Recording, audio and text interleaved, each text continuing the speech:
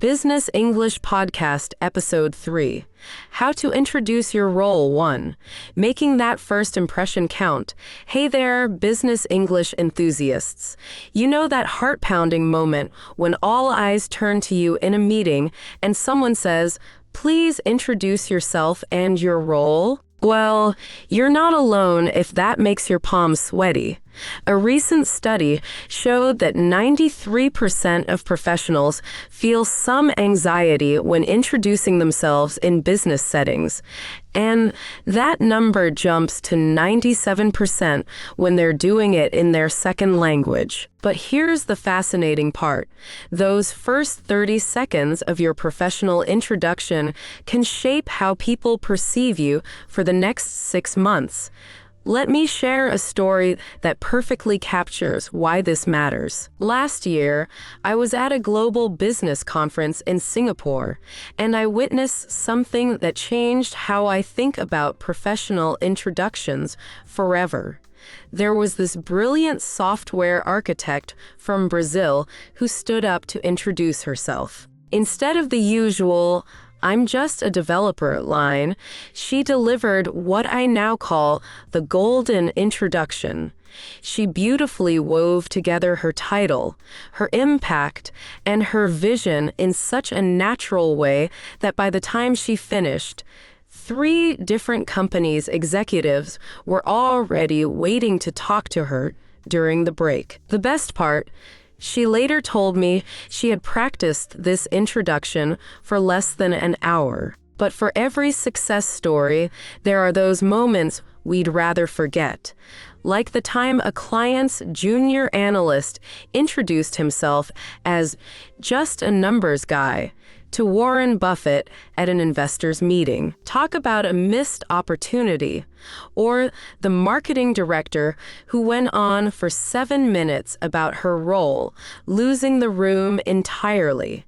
I saw at least 3 people checking their phones under the table. These real-world examples show us exactly what to do and what to avoid. Here's what's really intriguing.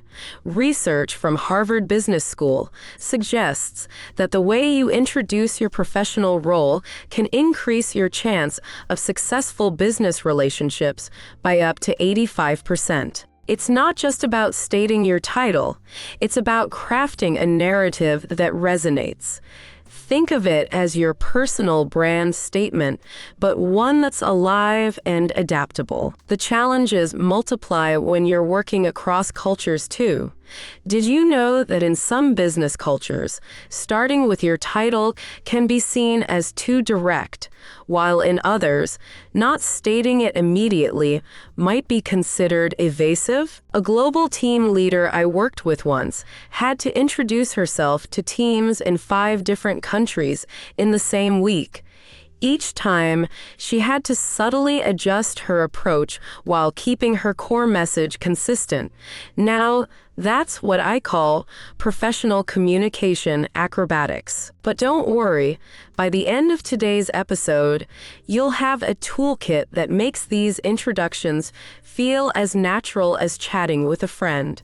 We'll break down the art and science of professional role introductions into bite-sized, actionable pieces. Whether you're a CEO meeting with investors, a team leader joining a new project, or a fresh graduate starting your first job, you'll learn how to present yourself and your role with just the right balance of confidence and authenticity. The best part, everything we'll cover today is based on real-world scenarios and backed by current business communication research. We've gathered insights from over 100 international business leaders and communication experts to bring you the most effective strategies that work across industries and cultures. So grab your notebook, or better yet, hit record, because what you're about to learn will transform how you present yourself in any professional setting. Ready to dive in? Let's start with something that seems simple but often trips up even the most seasoned professionals: the art of delivering your job title with impact. 2. The art of job title communication. Now that we understand why introductions matter so much, let's dive into what might seem like the easiest part, but often trips people up. Communicating your job title. You know what I mean. We've all met that project enhancement facilitation coordinator who couldn't explain what they actually do. Trust me, by the end of this section, you'll know exactly how to handle any job title, from the straightforward to the supremely complex. Let's start with an interesting trend I've noticed in Silicon Valley. Traditional titles are getting a complete makeover these days. I recently met someone who introduced themselves as a Chief Happiness Officer. The room fell silent. Was this person in HR, customer service, employee relations? Turns out they were responsible for all three. The key wasn't the creative title itself, but how brilliantly they explained it. I'm our Chief Happiness Officer, which means I lead our initiatives to create positive experiences for both our employees and customers. See what they did there?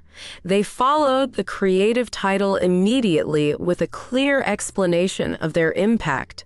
Speaking of impact, here's something fascinating about C-suite titles. Did you know that the way you pronounce CEO can actually vary in different English-speaking countries?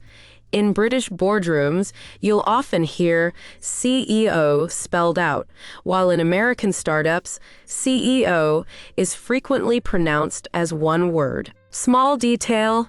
Maybe.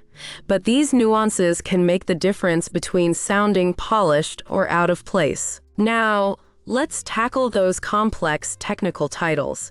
I once coached a senior cross-platform integration architecture specialist who was struggling to introduce himself without seeing eyes glaze over. We transformed his introduction to, "I'm a senior technical architect, specializing in making different software systems work together seamlessly."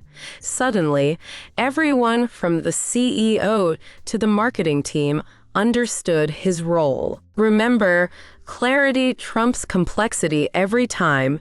Here's another tricky situation: dual roles. More and more professionals are wearing multiple hats these days. Just last week, I worked with someone who was both head of innovation and interim marketing director. Instead of stumbling through both titles, she crafted this elegant introduction. "I lead our innovation initiatives while currently overseeing our marketing division during its transformation phase." Smooth, right? Let's talk about those transitional roles too. You know, when you're acting manager or interim director, these temporary titles can be awkward to navigate. The key is to own them with confidence. Instead of apologetically saying, "I'm just the acting manager," try this approach. "I'm currently serving as the acting regional manager, leading our team through this quarter's expansion projects." Notice how the focus shifts from the temporary nature of the role to the active contribution you're making. And here's something that might surprise you about startup titles. They're creating a whole new language in the business world. Ninja, guru, evangelist. These words are popping up in serious business contexts. If you have one of these modern titles, here's the pro tip: know your audience. When speaking to traditional industry veterans, you might want to translate your growth hacking ninja title to digital marketing strategist. It's all about reading the room. For those of you working in global companies, here's a golden nugget of advice. Learn how your title translates across different regional offices. A director in the US might be equivalent to a manager in Europe, while a vice president title in banking means something completely different from the same title in tech.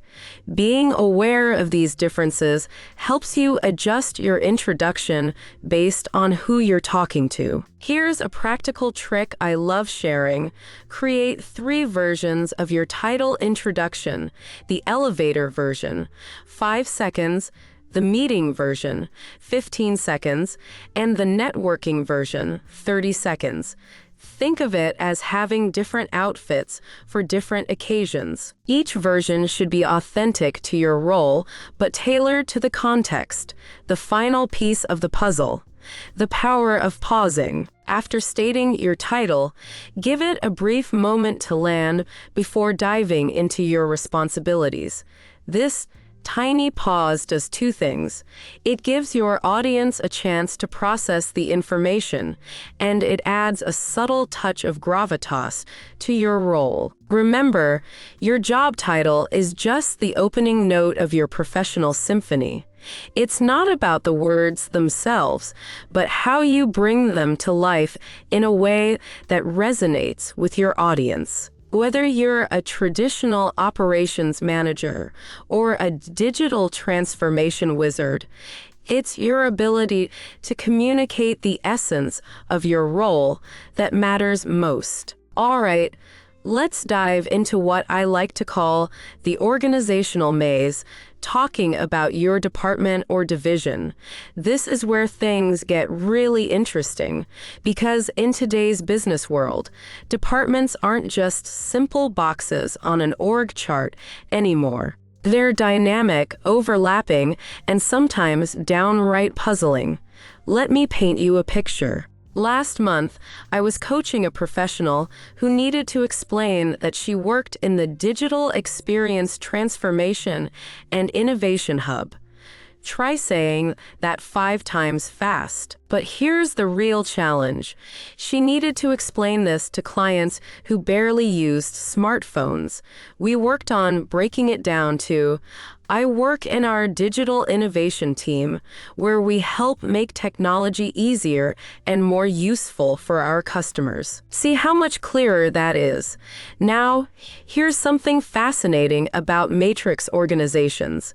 Those complex structures where you might report to multiple bosses. I recently worked with a manager who had 3 different reporting lines: a functional manager in New York, a project manager in London, and a regional supervisor in Singapore. Instead of getting tangled in this web, he brilliantly explained, I'm part of our global marketing team, collaborating across regions while leading our Asia-Pacific campaigns. Notice how he turned complexity into clarity. Speaking of clarity, let's talk about those hybrid roles that span multiple departments. You know, when you're technically in finance, but spend most of your time working with the sales team, here's a pro tip. Lead with your primary affiliation, but acknowledge your cross-functional role. For instance, while I'm based in our finance department, I work closely with our sales teams to drive business growth through financial analysis and strategic planning. Here's a common challenge in the remote work era: explaining virtual department structures. When someone asks, which office are you in? And the real answer is, my home office, and sometimes a coffee shop. I love how one professional handled this. I'm part of our global customer success team, working remotely but closely connected with our hubs in London and Singapore. It emphasizes connection rather than distance. Let's tackle another tricky situation when your department name doesn't match what you actually do. I met a learning specialist who was officially part of Human Capital Enhancement. Talk about a mouthful. She simplified it brilliantly. I'm part of our people development team, focusing on helping our employees grow their skills and advance their careers. The key here is to translate corporate speak into human language. Here's something crucial about international business communication. Department names can mean different things in different countries. Take administration, for example. In some countries, it's a support function, while in others, it's senior management. That's why context is so important. One executive I worked with always added a brief explanation. I head our administration department. In our company, that means overseeing all corporate operations and strategic planning. Now, let's address the startup world, where traditional department structures are being completely reinvented. Instead of marketing, you might be in the growth squad. Rather than customer service, you're in the customer love team. How do you handle these creative names professionally? The trick is to bridge the old and new. I'm part of the Growth Squad. That's our marketing and customer acquisition team, where we focus on expanding our market presence. Here's a powerful technique for explaining complex departmental relationships: the zoom in, zoom out method. Start broad, then get specific.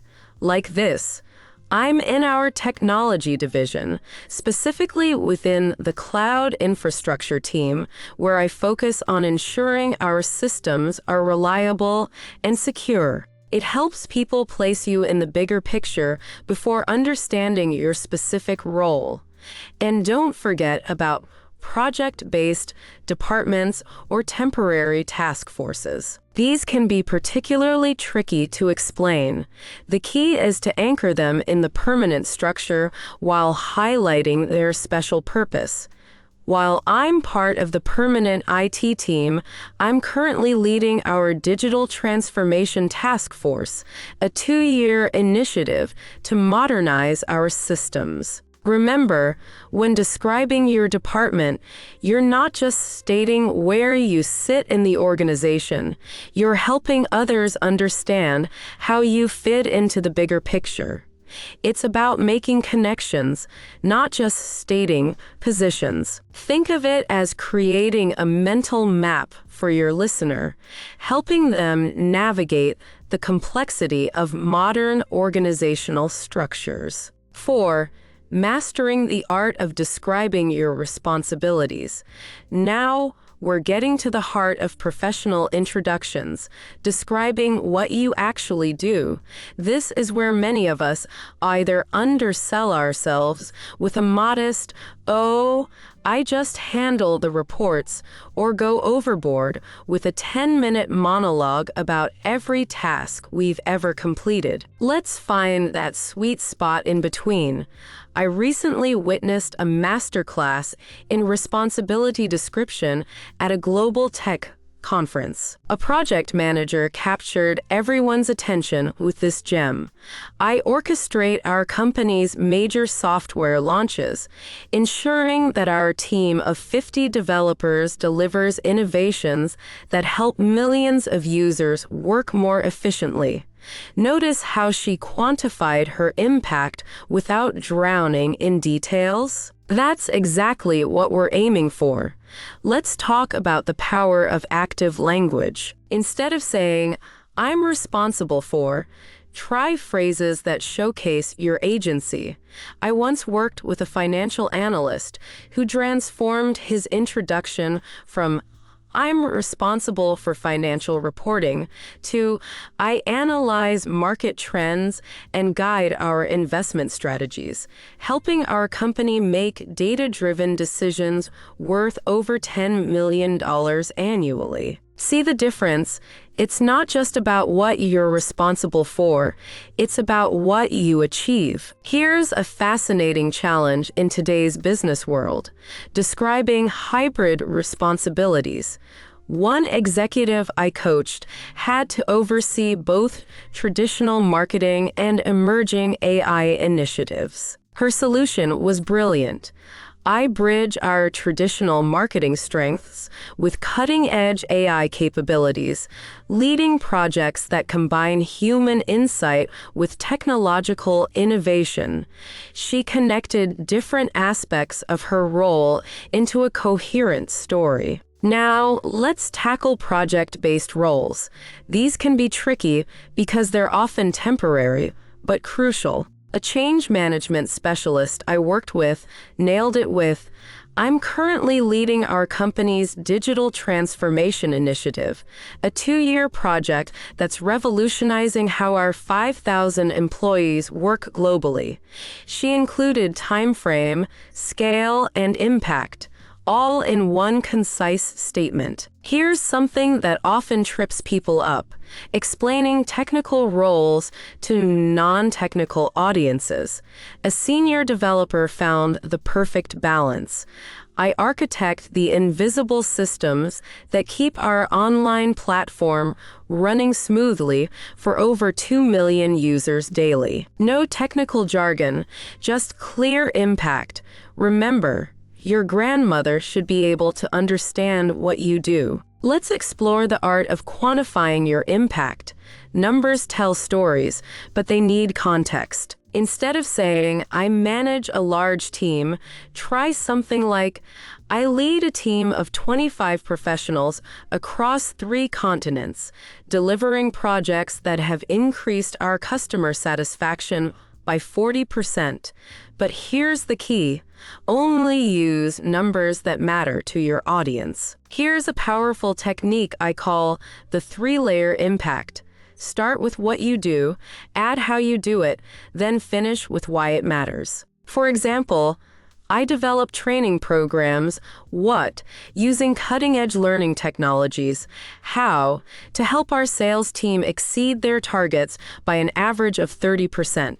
Why, this structure helps people understand not just your tasks, but your value." Remote work has added another dimension to describing responsibilities.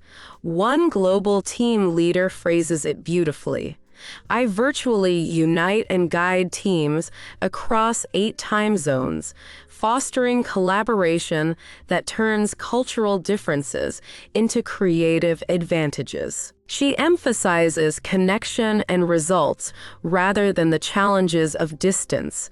Here's something crucial: adapting your responsibility description to different audiences. When speaking to C-level executives, focus on strategic impact. When talking to peers, emphasize collaboration and shared goals. When introducing yourself to clients, highlight how your role benefits them. It's the same role, just viewed through different lenses. And let's not forget about evolving responsibilities. In today's fast-paced business world, roles change constantly. One innovation director handles this perfectly. While my core focus is driving product innovation, I also adapt to emerging market needs, recently leading our expansion into sustainable technology solutions. This shows both stability and flexibility in their role. Remember, describing your responsibilities is like painting a picture. You want it to be clear enough to understand at a glance, but detailed enough to be meaningful. It's not about listing everything you do. It's about highlighting what matters most to your audience. 5.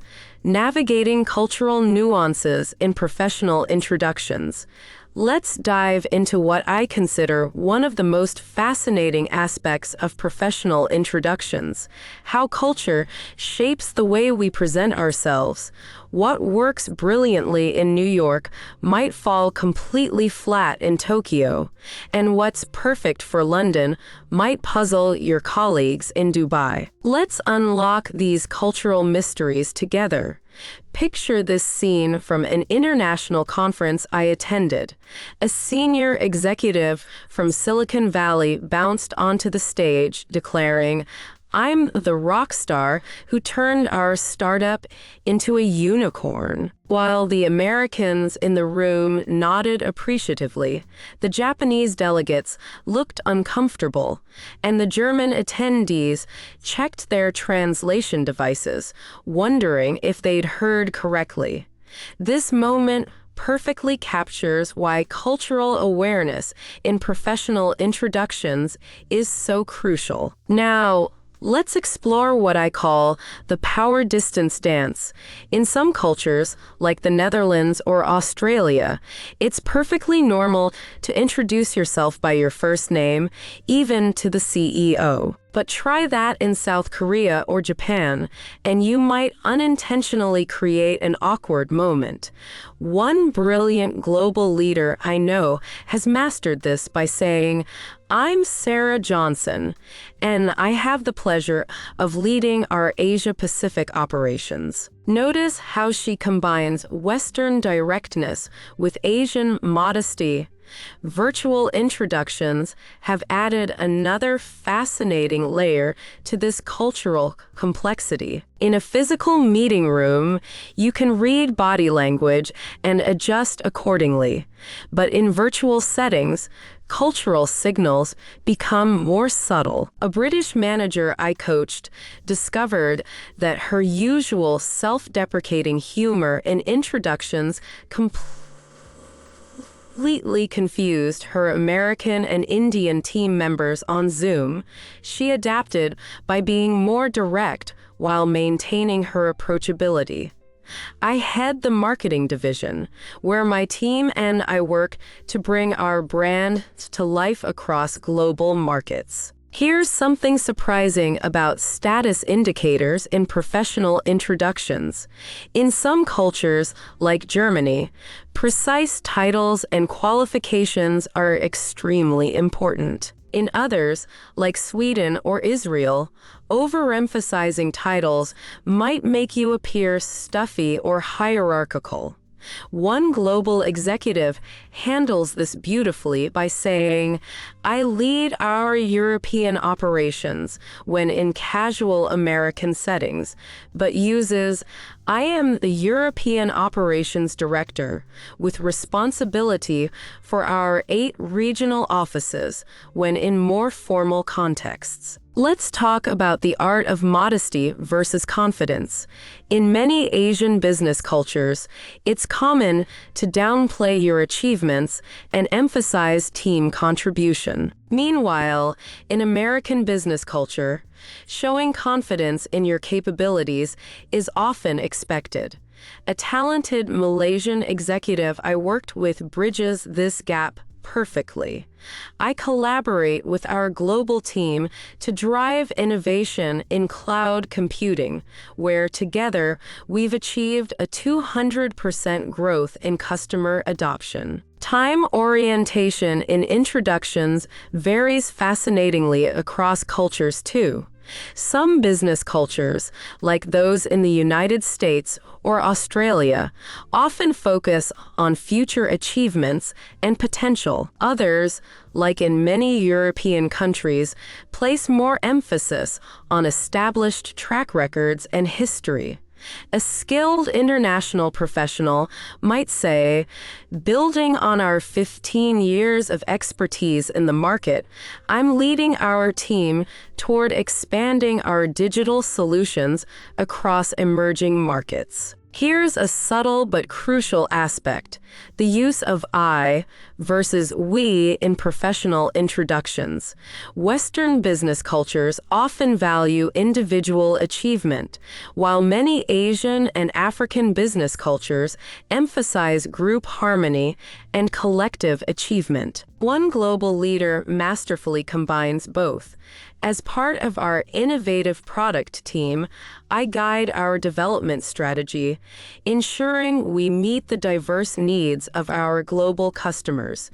Even the pace and length of your introduction needs cultural calibration. In some cultures, a brief, punchy introduction is appreciated. In others, taking time to establish context and relationships is crucial. A global sales director I know varies her introduction length from a 20-second elevator pitch in New York to a more detailed 2-minute introduction in Middle Eastern markets. Remember, cultural adaptation in professional introductions isn't about completely changing who you are, it's about building bridges while staying authentic. Think of it as adding new notes to your professional symphony rather than playing an entirely different tune. Now we are going to take everything we've learned and see it in action. I love this part because it's where theory meets reality. Let me share a story that happened just last week in a global tech company's virtual boardroom. A newly promoted director had to introduce herself to a mixed audience of board members, international stakeholders, and team leads. Talk about pressure. She nailed it with, "I'm Sarah Chen, recently appointed as Director of Digital Innovation, where I bridge our technical capabilities with market opportunities. My team of 30 specialists across 3 continents is currently spearheading our AI-driven customer experience transformation, a project that's already reduced response times by 40%. Perfect balance of authority, clarity, and measurable impact, wouldn't you say? Now, let's tackle what I call the conference scenario. Picture yourself walking into a networking event with 200 industry leaders.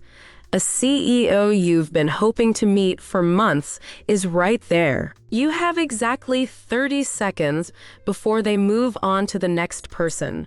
One tech leader handled this brilliantly with, "I head our company's cybersecurity division, where we're pioneering AI-driven security solutions that protect over 5 million users worldwide. I noticed your company's recent focus on digital safety, and I'd love to share some insights about emerging threats in this space."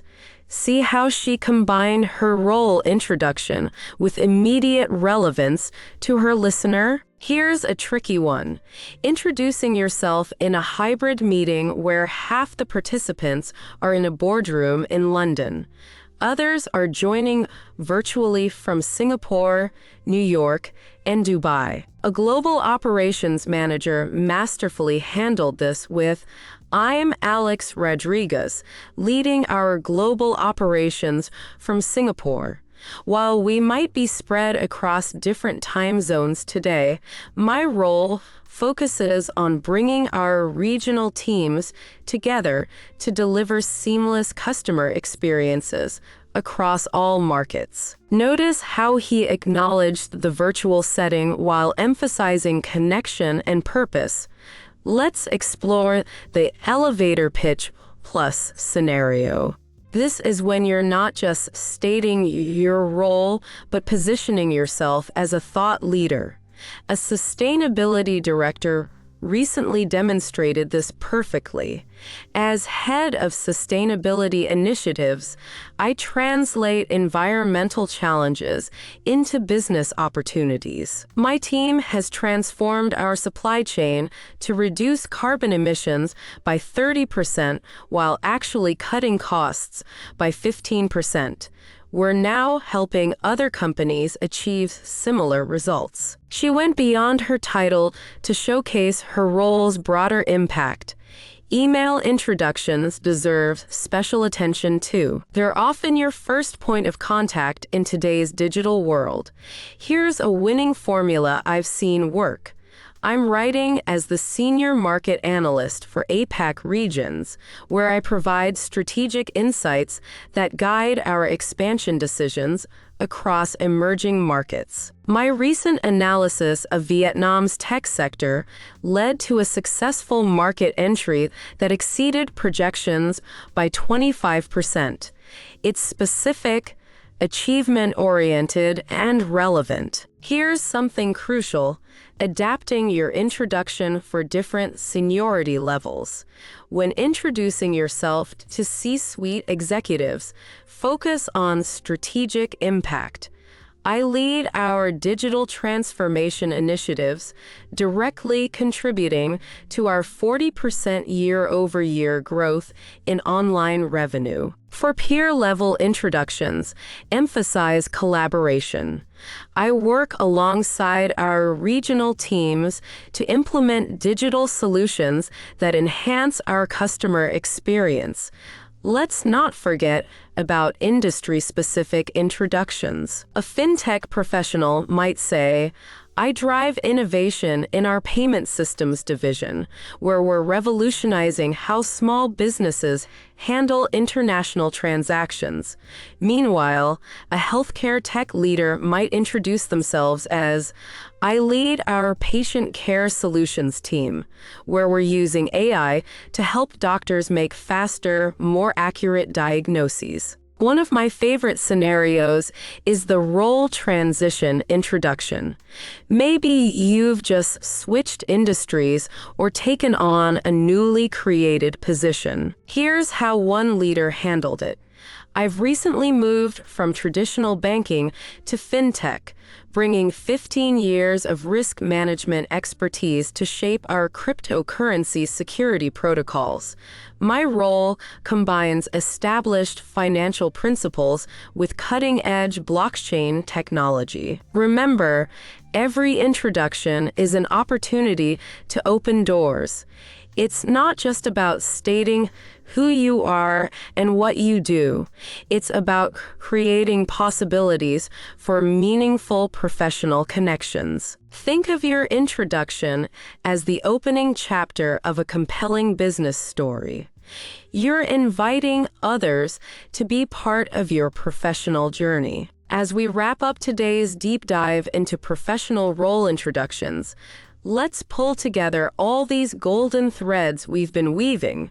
You know, I started this episode by telling you about that heart-pounding moment when all eyes turn to you in a meeting. Now, armed with everything we've covered, that moment should feel less like a challenge and more like an opportunity. Let me share one final story that brings everything together. Just yesterday, I witnessed a masterclass in professional introduction at a global tech summit. A product manager had to introduce herself to a mixed audience of developers, executives, and potential clients. She took a breath and said, I lead our AI product innovation team, where we transform complex technology into simple solutions that help businesses grow. My international team of 40 specialists has recently launched an AI tool that's helping small businesses compete with industry giants, increasing their market reach by an average of 60%. In just a few sentences, she covered her role, responsibility, impact, and value proposition, all while keeping it conversational and engaging. Think about how she wove together all the elements we've discussed today. She mentioned her position without getting tangled in corporate jargon. She highlighted her team's size and scope without bragging. She shared concrete results while keeping the human element. And most importantly, she made her role relevant to every person in that room. Here's what I call the professional introduction pyramid, a framework you can use to build your own powerful introductions. At the base, you have your core role and department. The middle layer contains your key responsibilities and scope. The top layer showcases your impact and value creation. The beauty of this pyramid is that you can adjust its layers depending on your audience and situation. Remember our discussion about cultural nuances? Well, here's a pro tip. Create 3 versions of your introduction: your global version, your local version, and your cross-cultural version. Think of them as different outfits in your professional wardrobe. Your global version might be more direct and results-focused, your local version more relationship-oriented, and your cross-cultural version a careful blend of both. Now, let's talk about something that often gets overlooked: the power of evolution in your professional introduction. As your role grows and changes, your introduction should too. Set a quarterly reminder to review and refresh your introduction. Ask yourself, does this still capture the essence of what I do? Does it reflect my current impact? Is it relevant to today's business environment? Here's a challenge for you before our next episode. Practice your professional introduction in 3 different scenarios: a formal business meeting, a casual networking event, and a virtual team call. Record yourself, listen back, and fine-tune. Pay attention to your pace, tone, and energy level. Remember, it's not just what you say, but how you say it that makes an impact. And speaking of impact, let's end with this thought. Your professional introduction is more than just a collection of words. It's the opening chapter of your business relationship story. Make it authentic, make it powerful, and most importantly, make it memorably you. Next week, we'll explore another fascinating aspect of business communication. Until then, keep practicing those introductions, and remember, every time you introduce yourself is an opportunity to open new doors and create meaningful connections in your professional journey. This is your host signing off, reminding you that in the world of business, how you present yourself sets the stage for everything that follows. Keep practicing, keep refining, and most importantly, keep connecting.